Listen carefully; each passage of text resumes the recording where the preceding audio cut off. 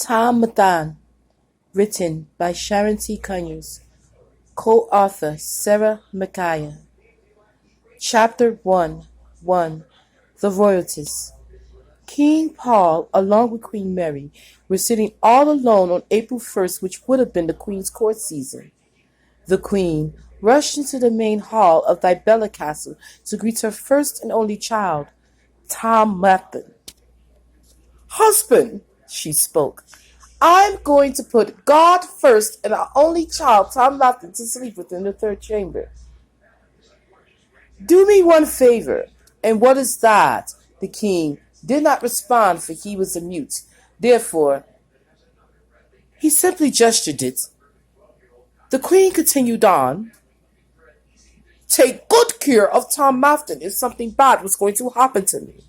The king did not respond, for he was a mute, as she rushed into the main hall of the Bella Castle to greet her housemaids. Sophia, the nursemaid from the land of Italy. Sandra, the chambermaid from the land of Ireland. Last but certainly not least, Alexandra, the headmaid from the land of England. The presence of all three of these beautiful and powerful women created such a psychic storm for her that it was felt all throughout the Bella Castle. After the psychic storm, her hands began to shake feverishly as the queen laid down the child any your way. Thy headmaid and thy chambermaid turned from rivals back to the closest friends,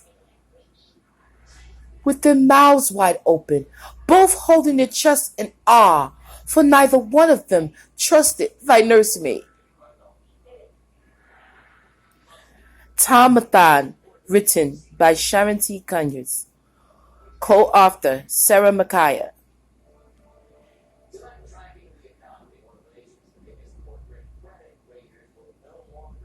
Chapter 2 The Whispers in the Air.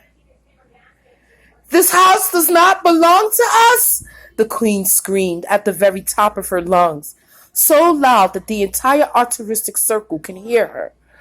However, it wasn't from her mouth she screamed. It was from her own quiet heart. Thine still can hear her. The house belonged to a family who lived there in the year of 100 BC. Yes, even before Christ. She heard the whispers. She heard them enough to know that the house belonged to them and not her. She did not see fit to continue to hear them, for she lit up cigars and drank strong drink. And most certainly she knew them not. However, she most certainly knew her husband.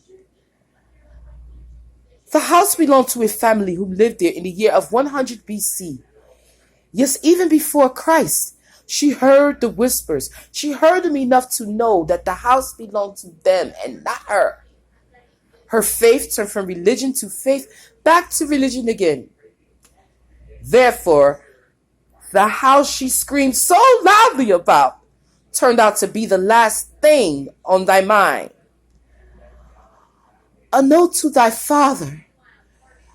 I hugged my house as if it was my partner, and in hugging my home, I began to hear what I thought was aliens, then what I felt was ghosts, and in the end, whom I believed was God, and in the end, I began to love God, myself, and all people," she said.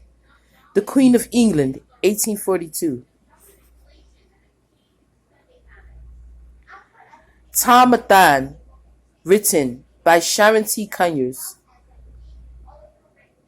co-author Sarah Micah. Chapter 3 The Queen's Thoughts. "The one who keeps me at night shall be the one who keeps me during the day. Nothing at all is wrong with God's witches, for to me they are the most holy ones." Now, the Queen's study. "For the children of Israel seek to please God, yet had failed him time and time again." The queen then lowered her head while in the 10th chamber, as she began to hear the loud voice of the Baron throughout the halls. If you mix this here poison, and you will become the next queen, and I the next king. The queen then lifted up her head upon her pen and her parchments.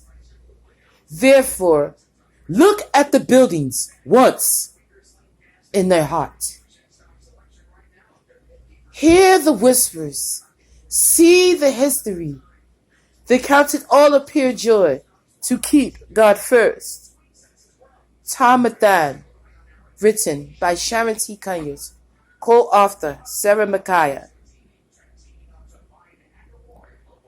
Chapter 4. Alda Newman. Alda Newman was an Amish girl who was stuck in tradition.